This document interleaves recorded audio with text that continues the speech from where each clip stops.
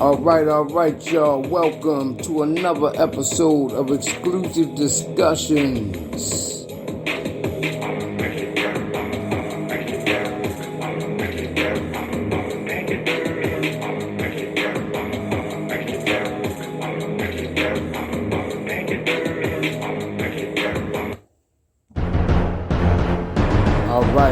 All right.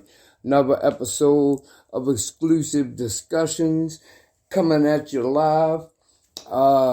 This is episode number 4, and this episode is called Me, Myself, and I.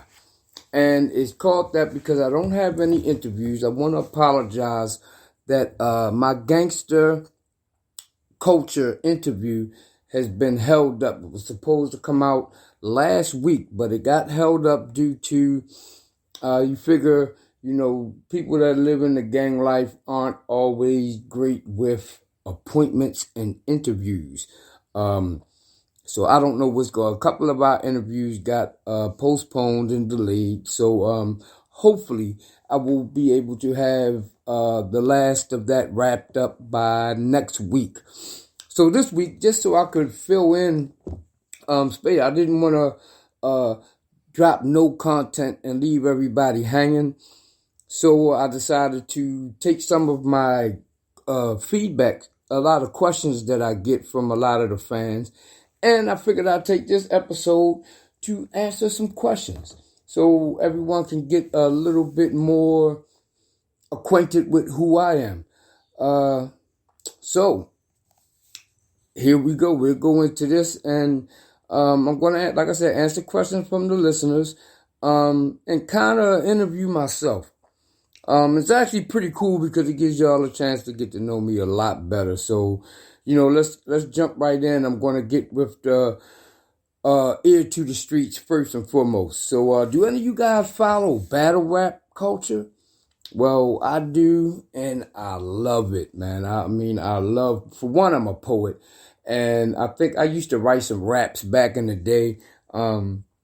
I never was a great battle rapper, but I love this battle rap culture, and URL and Smack, they're probably at the forefront of the battle rap game, but they've taken it to a whole nother level. I first remember watching battle rap way back on MTV. Anybody remember the Fight Club? I remember that being like the first time that I saw Remy Ma battle Lady Luck.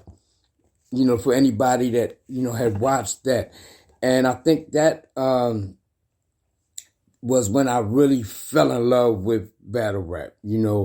And Rem destroyed her. Rem destroyed Lady Luck, and I was a fan from there. And then there was a cat named Serious Jones. He from out of Jersey, and he was the next rapper that I followed. And Serious was incredible.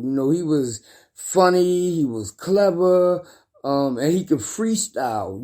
At any given moment on his opponents. He would just freestyle about something straight in the room, and he would just put it in so nicely that you would swear it was written, but he freestyled it because it's something that just happened in the room, so he battled, what's the guy, Jin. He battled the guy, Jin, who actually was signed.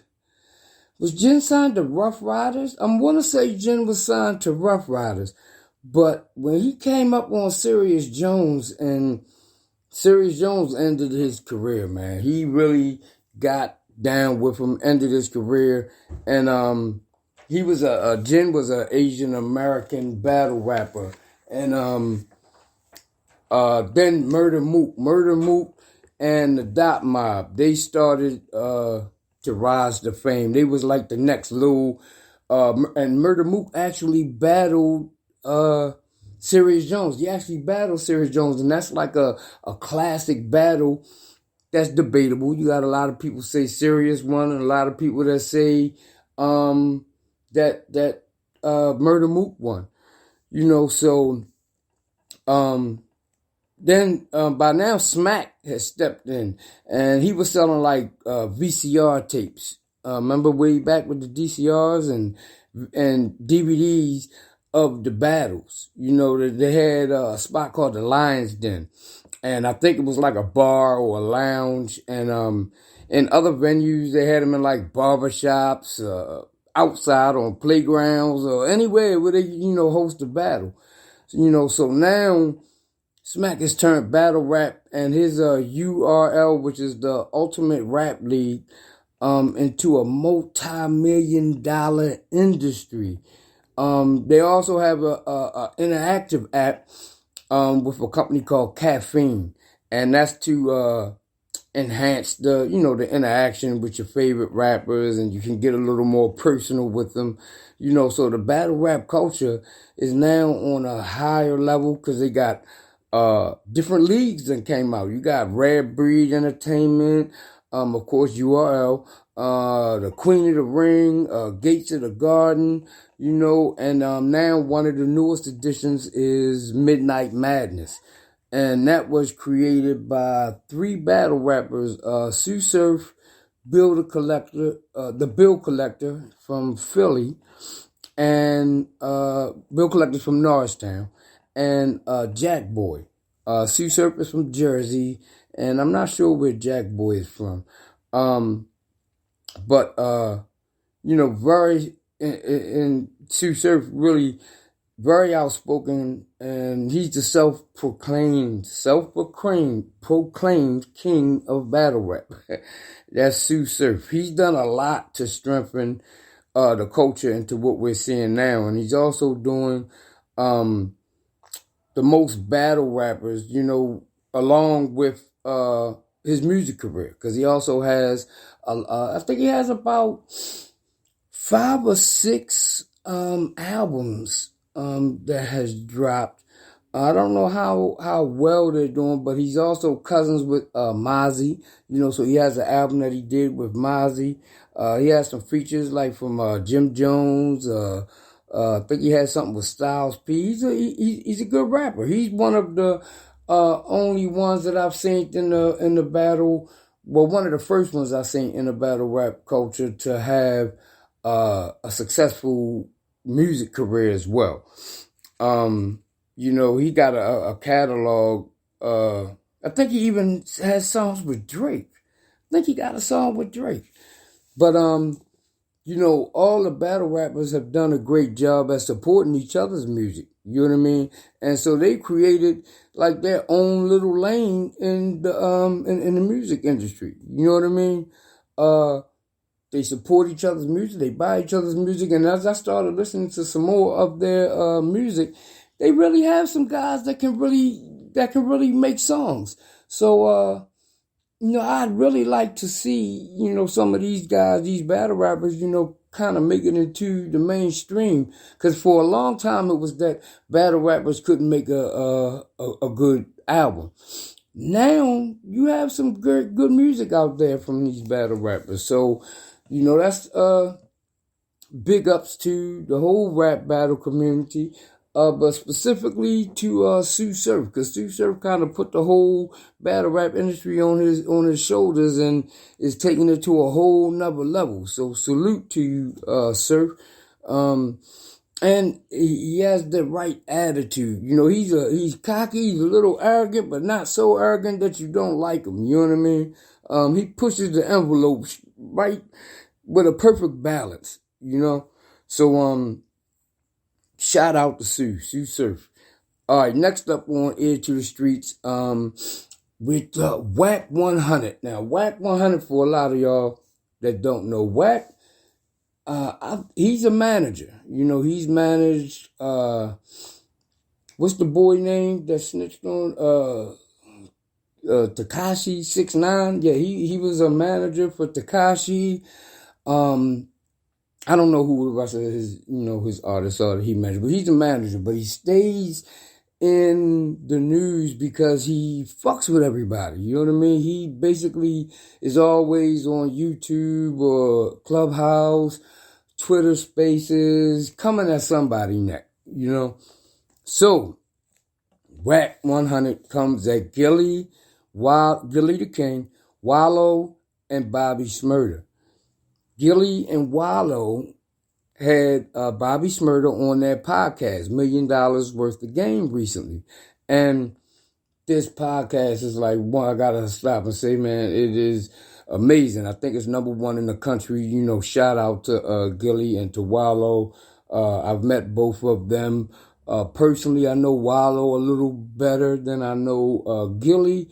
But shout out to y'all both, man. They're doing a wonderful job with their podcast. But so in the beginning of their podcast, they play music. They also play, music of upcoming artists, kind of like what I do, even though I play a lot of music by my son, Malik, H.E.M. Leak. I'm sorry, he'll get mad if I don't say his rap name.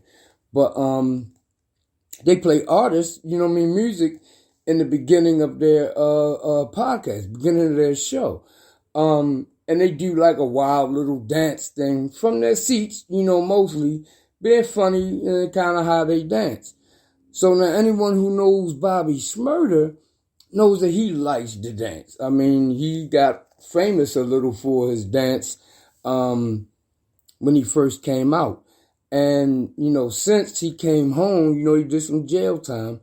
Since he came home, he's been really dancing. I mean, he's been getting wild and really wild. Most he dances with the gyrating moves like he's having sex, and so he's definitely exuberant.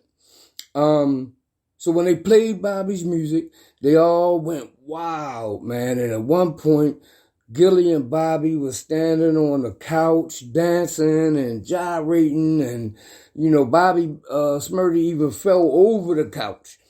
And after Wallo pulled him back off the floor, first Bobby was dancing on his back on the floor, and Wallo pulled him up, and Bobby kind of put Wallo in the headlock, and they still kept dancing. You know what I mean?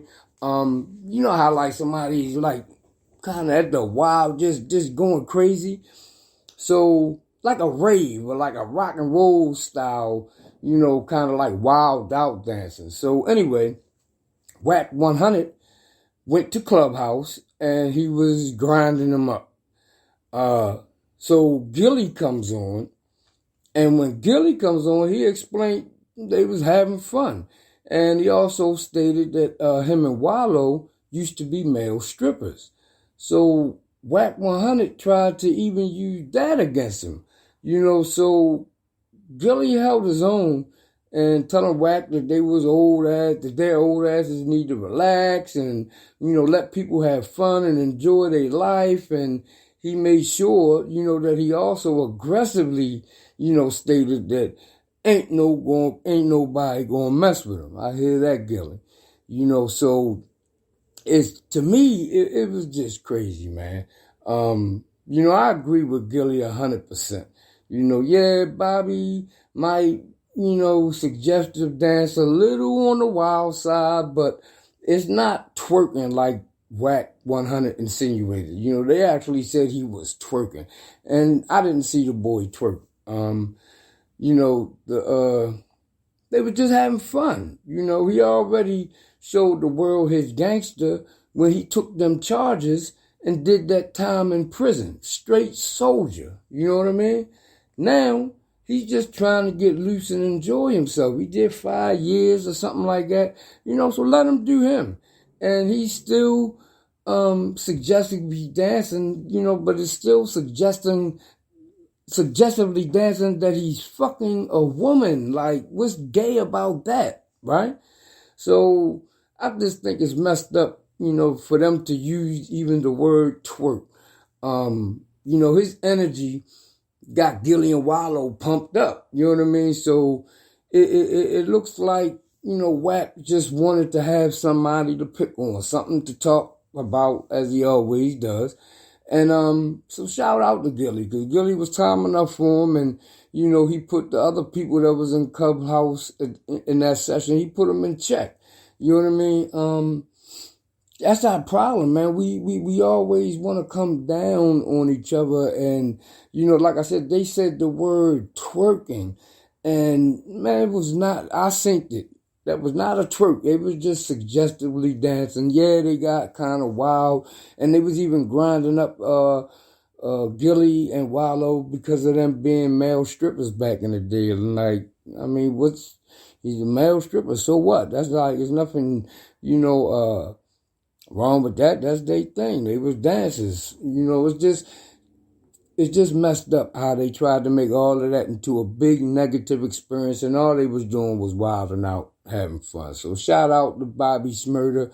Live your life, young boy. And shout out always, definitely, to Gillie and Wallo. All right, so next up, we got a Michigan man. He won $500 on a lottery scratch-off. So he used some of his winnings to purchase 5 $30 scratch-off tickets and ended up winning $4 million jackpot off of them. So now that's gangster. Shout out to you, Mr. Michigan man. As for me, I never win nothing at all, man. I don't gamble. I don't play them scratch-offs. I just started playing the little, the games that be in the little poppy stores. And it's like, you got to get the 3 in a row, and, it goes back and forth. You win a couple, you lose a couple, but, I just started playing those a little bit, and it's just for fun. I might put $10 in there, but I never walked away from one yet with no winning ticket, so shout out to the man in Michigan that ended up turning, a $500 scratch off, ended up turning that into a $4 million jackpot. My man.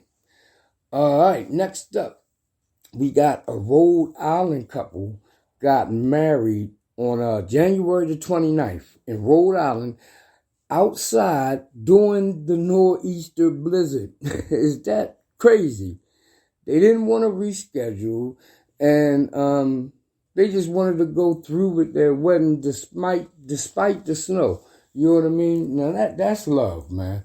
That's love. When they said it's a snowstorm, the nor'easter's out here, but we still want to go get married. So gangster, that was shout out to that couple in Rhode Island. All right, so that's it for the ear to the streets.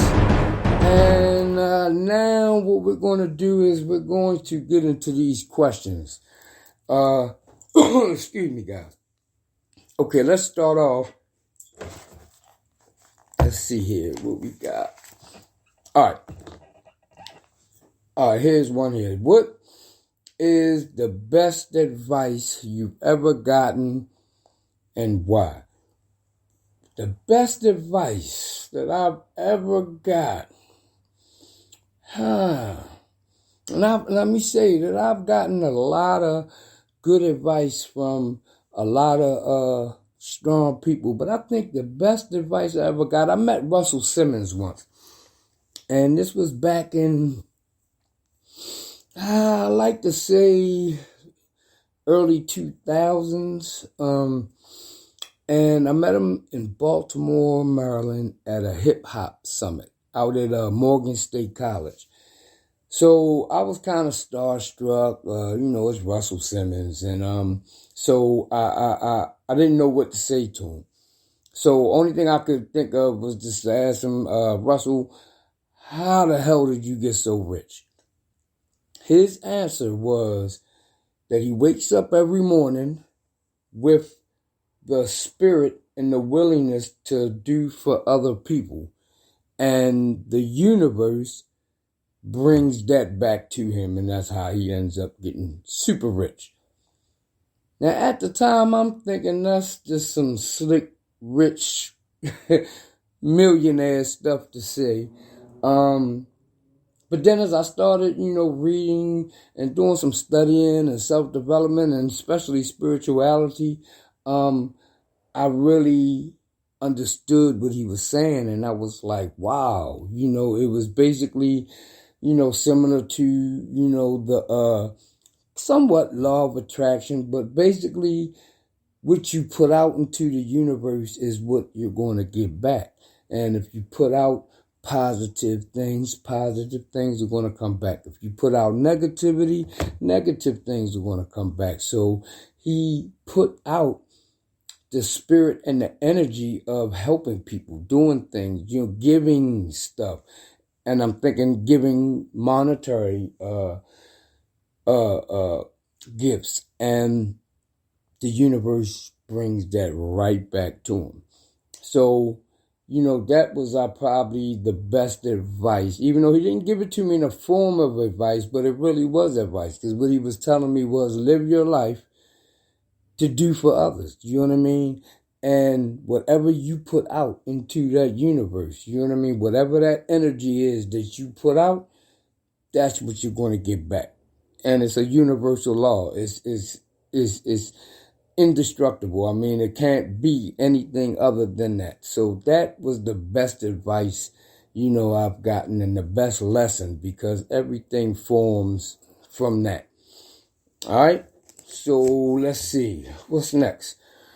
What made you want to have your own clothing line, and what does it mean to be well dressed? My own clothing line. Now, I'm the type where I like to do a lot of things, and I've done a lot of things. I've had my photography business. I actually had a clothing line that was called Epitome Clothing, and I just had t-shirts with my logos and different designs on them that I designed personally.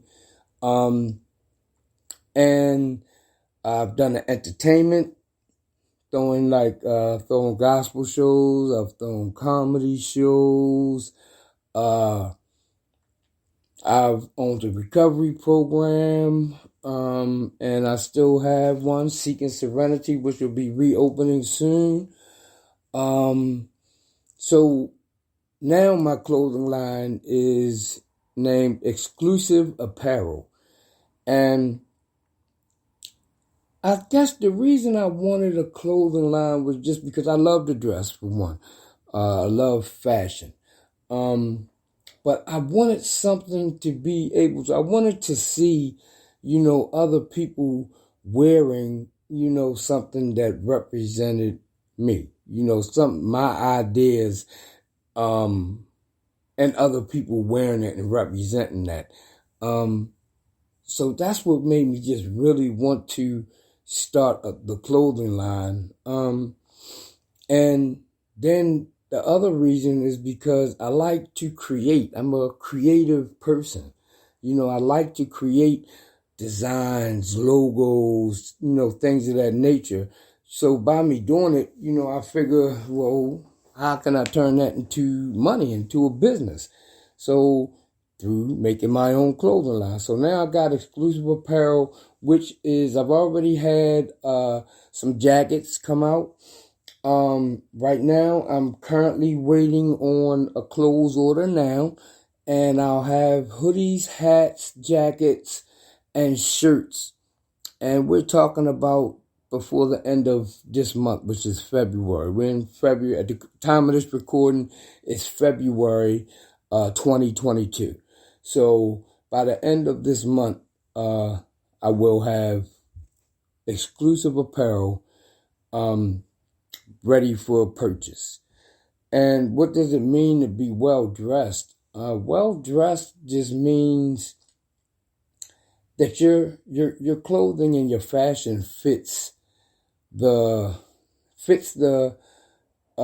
style or the flavor of whatever the event that you're attending or whatever you're doing for that day, because you can be well dressed and not shirt. That doesn't have to mean shirt and tie, even though I love shirts and ties. I love to wear dress, but well dressed just means that you're dressed according to whatever it is that you're at. Some places is casual, so if you're well dressed at a casual event, then you would be dressed casual, because it's a such thing as overdressed as well. If you go to a baseball game, you're not going to wear a tuxedo, so a tux at a baseball game would be overdressed, so well dressed just means according to wherever you're going or whatever you're doing for that day, to be dressed in the fashion that's expected for that atmosphere, if that makes sense. Me, I'm one who will dress and I could be on the verge of overdressing because I told you I like to wear shirts and ties. So I could wear a shirt and ties to some places that maybe people would think it's not a shirt and tie occasion, but that's also a representation of me. That's what I like. I like shirts and ties, but I casual it out. I might have on a shirt and tie, but with some jeans and some casual shoes, but that's what being well-dressed means. It means that you're fitting in with whatever it is that you're doing or wherever you're going to the T. Next question. Who are your favorite celebrities and why? Okay, well, I just talked about Tsu Surf, the battle rapper, and he's an artist, a rap artist, and his name is Tsu Surf. He's one of my favorites because I like his style. He creates his own lane, and that's something that, I like to do, and, I do that as well. But when it comes to battle rap and that whole scene, you have to watch him to see what I'm talking about. But he's on the borderline of being arrogant because he believes in himself. But he's just got the right mixture, the right balance of it to where as though he's not so arrogant that you feel as though, I don't like this guy, he's too arrogant. You see it as a strong confidence. I'm pretty sure some people would differ with me. Me personally, I see it as strong confidence because he backs up what he says. You know what I mean? So he's one of my favorite. Gillie and Wallo, they're two of my favorite celebrities, and I like them because they're funny. They're also from the streets, and they've been able to turn their street life into successful lives. So I like both of them. Noriega, I like Nori because Nori has this podcast, Drink Champs, and I watch that pretty regularly. And I like Nori because now he's a rapper, but his rap career wasn't, he's got hits, of course. He's a great rapper. But a lot of his, he had a album he put out in, I think it was 2018, 2019, called E5 or something. And didn't do too well. I don't know what the sales were, but I know I didn't really hear about it too much.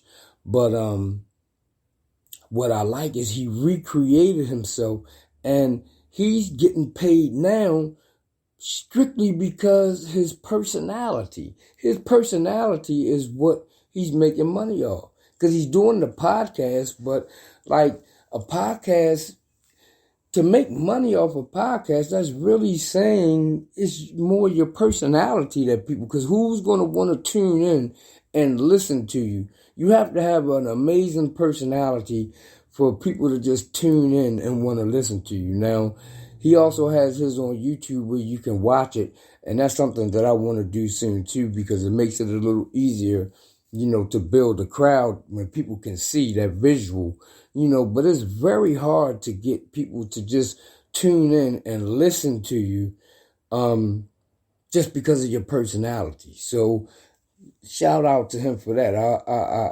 He's one of my favorites because he's done that, and he's very successful at it. And the last one I say, because I like a lot of celebrities, but the last one I say that really stands out is Jay-Z. And Jay-Z is one of my favorite celebrities just because of his business minded. I'm a very business minded person, and I just love, how he takes and makes business. He made himself, like in his song, he said, "I'm not a businessman, I'm a businessman." I say, wow, that was real deep. He's not a businessman, he's a whole business. He is a business. And I just love how he freaked that.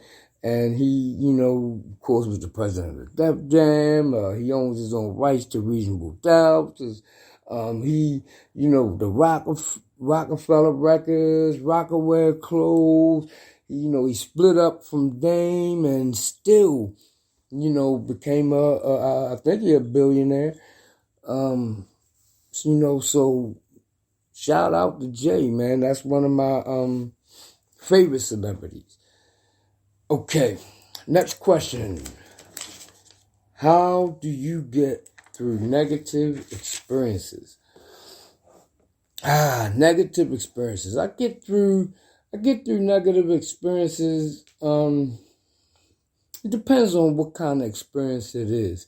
A lot of things I get through pretty good because I don't dwell in a lot of negativity. You know what I mean? I'm very adamant on getting to the solution rather than staying stuck in the problem. So for most things, I'm very good, and I don't stay stuck in the negative. I'm able to be a realist and say, it is what it is. There are some areas that are harder for me, to get through negative experiences, and that's kind of things when it comes to any like emotional shit. I'm not real good with that emotional shit.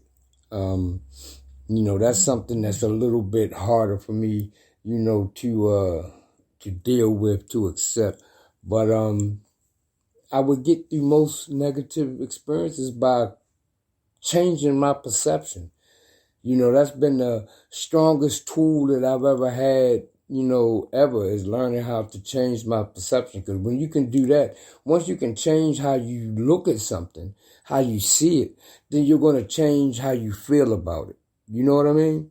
So that's the first thing I try to do, is change the way I'm looking at it.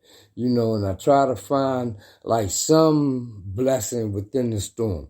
Because then when I can do that, that will make me see more than just the negative. And now I'm looking at it holistically, and I'm seeing some positive things that, may be in it as well. And a lot of times it's hard to see that. Like for instance, I'll give you an example. Like when somebody that's been suffering with sickness or something and they die. Now, there's nothing really positive you can get out of somebody dying, right? Other than maybe the only thing that you could say is, well, at least that person isn't in pain anymore. So stuff like that. Finding some type of, positive or some type of blessing within the storm. And it's a lot of times hard to do. But if you look hard enough and you really want to find something, you usually will. So that's how I get through negative experiences, changing the way I see them, so changing my perception on it, and finding some type of silver lining, within that storm, within that dark cloud. All right, what's next? How many great loves are we allowed? Wow, how many great loves are we allowed? That's an interesting question, and something I never thought about, because I didn't know there was a number. I didn't know there was a cutoff number. I never thought of it in that aspect. Is there a cutoff number? And then when you say a great love, I would have to ask, what is your definition of a great love? Because I've been in love more than once. But what stipulates a great love? Like all of the women, the few that I have loved, I'm not with any of them right now. You know what I mean? So does that mean it was a great love, or do it mean that it wasn't a great love because I'm no longer with them? So, because I would like to think that a great love is somebody that you would never leave. So that's a hard question to answer, but I would say you're allowed as many great loves as you want. as many as you will allow yourself to have. But if you get that one great love, once you find it, I would think you would ride it out. So on another aspect, maybe it's only one. Because the other loves weren't great loves, the other one was just regular loves, maybe, you know? I don't know. That's a hard question. But it's something I'm gonna do some more thinking and reflecting about. But I would say it definitely depends on your definition of what great love means. All right. Next up, explain what you were referring to when you spoke about seasons. Okay, I spoke about there's a season for everything, and it came from out of Ecclesiastics 3. Came from Ecclesiastics 3, I believe. And that's a book in the Bible, and it was just stating, what really made me speak of it was, and see, this is how it's crazy, because everything is connected in my life, you know what I mean, at some point, shape, or form. I was watching battle rap. As I was watching battle rap, it's a rapper named, what is his name? Saga. And he was rapping against Swave Sever. And he quoted a little bit of the Bible, but he put in his own words. And he was speaking about that there's a time to rebuild and there's a time to be broken. There's a time to gather stones and also a time to throw them. And that's what was talking about the seasons. So there's seasons, meaning times. You know, seasons is equivalent to saying there's a time for everything. You know what I mean? So when there's a time that you have to build up, but it's also a time when you gotta be broken. You know what I mean? So it's like a parallel. And, you know, I love the way, you know, the verse says it, but I also love the way this battle rapper had, you know, put it, because it's times where you gotta, you know, gather up all your stones, but then there's sometimes when time coming, you got to get rid of them. You know what I mean? So that's what I was speaking of when I said seasons. I was speaking of the times, you know, for different things to happen. Everything has this time and this place. You know, sometimes you'll be doing one thing, and at another time, you'll be doing the exact opposite of what you were doing before. So that's what I meant by seasons. Read it in Ecclesiastics 3, and you'll get a better understanding, you know, what I was speaking of. All right. Next, what personality traits do you like and dislike? Okay, now, I don't know if they're talking about what personality traits I like within myself or other people. You know, so I'm going to say for other people, the personality traits that I like is honesty. I love people who are honest. I love people who are, and this goes hand in hand, being real. Because when you're honest, you know, you're being real. You know, but I always love that in people, because you know where someone stands. You know, I hate a liar. I hate a person who, you know, can't be their self, you know, and allows you to think that they're this person when they're the furthest thing from that. I hate that. You know, just be yourself. And they're usually the people who are talking about keeping it real the most, is the fakest people you ever usually meet. You know what I mean? You know, and I hate that. You know, I hate people that contradict everything that they say that they are. In their actions, they do the total opposite. You know what I mean? People who talk about they're so independent, but everything they got is from somebody else giving it to them. You know what I mean? And people whose expectations of other people is so high, but they're not even at that level. How can you expect somebody to give to you that which you already don't possess yourself? You know what I mean? So I hate that in people. I hate fake people, man.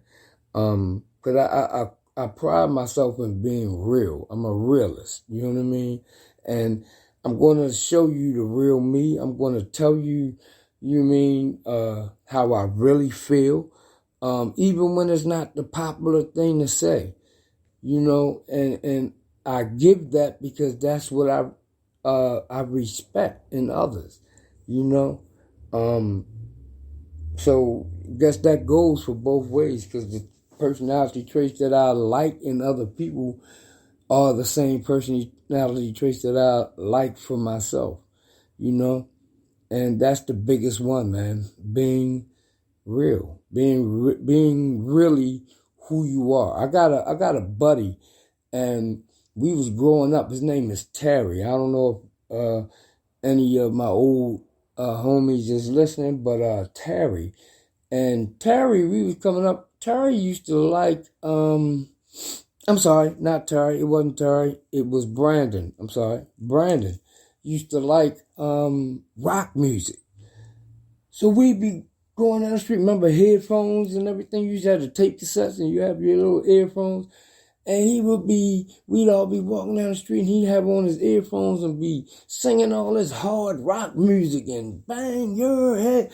And man, we used to joke him to death, but he ain't care. He ain't give a damn. He liked what he liked, you know what I mean? And he stood by. And he would walk down the street singing hard rock music. And we joked him, but I always respected that because he had enough courage, you know what I mean, to just be himself. And he didn't give a damn what we thought about him, you know what I mean? Because he knew at the end of the day, if we're his real friends, we may laugh and joke, but that has nothing to do with our true, love for him as a homie. And he just didn't care. He was singing and while we laughing, he would just be like, forget y'all, man. And he would do his thing. And I always respected that, so that's one of the highest things, man, that I respect is realness. Okay, let's go. What made you want to do a podcast? Now the podcast. Well, maybe I wanted to do a podcast because one, I love to talk. So, I wanted to do a podcast because I felt as though it's a way for me to introduce the world to me. For my own little show, I get to have my voice and it gets heard, and that's something that I really, I love. I love the thought, just the idea of me being able to, share my voice with others, as people would want to hear what I have to say, and I try to do it in my own way to where as though I'm a little funny, a little serious, you know what I mean? Because I had a lot of people always, friends of mine tell me I should be a comedian, but I'm not a comedian. I'm not a funny dude, but it's just in the spur of the moment. Sometimes I say a couple funny punchlines, you know what I mean? So that always just made me want to leave something, you know what I mean, to society, to the world, you know what I mean, to the culture, that was my perspective of things. And I can have the opportunity to be as creative as I can be. Because if you keep listening to my podcast, it's going to get better and better. I'm going to get more creative. I'm looking now to investing into better equipment, so my audio, and I can mix it down. And I'm really, taking this serious, and I'm going to take this podcast to another level. So I hope that you guys continue to listen to me, all right? And I try to keep it interesting for you. Next, what are your fears? My fears. I would say my fears are the unknown. That's what I really fear, is the unknown. I'm a type of person that likes to know things and how things operate, how things go. And I fear the unknown. Something that I don't understand or comprehend scares me. You know what I mean? What else do I fear? I fear pain. I cannot stand pain. I fear pain, man. I fear physical pain, emotional pain, mental pain, spiritual pain. If it's pain, I'm fearful of it. I don't want any pain. But it's something we have to deal with at different levels. But yeah, I would say that's my biggest fear, is the unknown. Next question. What does the future hold for you? Now that is a great question. And it's a question that I can't answer because I have no idea of what the future holds for me. All I know is that I try my best to keep moving forward, keep growing, getting to higher levels, you know what I mean, of consciousness and awareness, so that way I can get to higher levels in life and manifestation. Now, what the future holds for me, I have no idea, but I do believe that it's all good. I believe that there's great things ahead of me in the future. I think there's still things that I'm going to accomplish. I'm going to achieve a lot of new things. But I just don't know what it is exactly. But I'm going to just sum it up. The future holds for me greatness. Greatness. What zodiac sign are you? I'm a Gemini. The twins. May 24th is my date of birth. What are your hobbies? My hobbies, I like poetry, as I said before. I love music. I love shopping, dressing. I love, did I say comedy? I love comedy. I like hobbies. What else do I do for hobbies? I like to read. I like to write. Those are hobbies of mine. Not a big sports person anymore. Yep, that's my basic hobbies. And money. Money is a hobby for me. I love money. All right, last question. Do you have any regrets? Now that's a hard question. And how am I going to answer that? I definitely have things that I regret, but at the same time, I don't. And I say that because a lot of the things that I didn't like, a lot of the pain, a lot of the struggles, that I've had in my life are the things that made me and shaped me into the man that I am today. So, that makes me question, do I really regret going through some of the things I went through? Because if I didn't go through them, I don't know who I would be. And I like who I am today. I like my perspective of life. I like the way I look at things. And if I didn't have that exact path, the way that I had it, I wouldn't be the person exactly that I am today. So I'm going to say that no, I don't have any regrets. Only thing I may say that I do regret is some of the pain that I've caused others.